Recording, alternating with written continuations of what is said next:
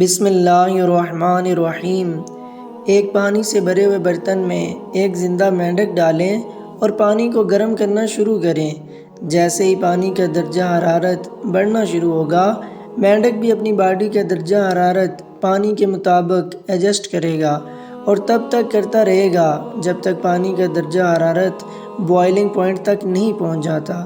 جیسے ہی پانی کا ٹمپریچر بوائلنگ پوائنٹ تک پہنچے گا تو مینڈک اپنی باڈی کا ٹمپریچر پانی کے ٹمپریچر کے مطابق ایڈجسٹ نہیں کر پائے گا اور برتن سے باہر نکلنے کی کوشش کرے گا، لیکن ایسا کر نہیں پائے گا کیونکہ تب تک مینڈک اپنی ساری توانائی خود کو ماحول کے مطابق ڈھالنے میں صرف کر چکا ہوگا۔ بہت جلد مینڈک مر جائے گا۔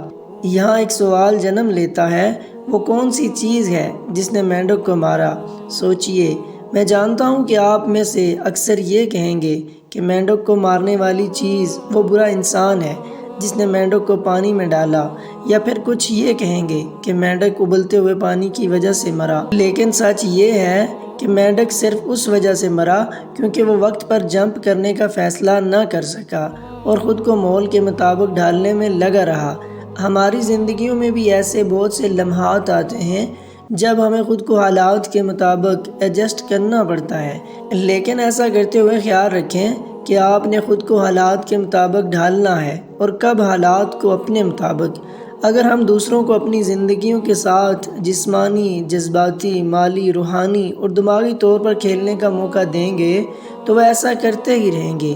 اس لیے ہر دفعہ کنویں کا مینڈک بننے سے پرہیز کریں اور وقت اور توانائی کے رہتے ہوئے جمپ کرنے کا فیصلہ ہمیشہ بر وقت کریں۔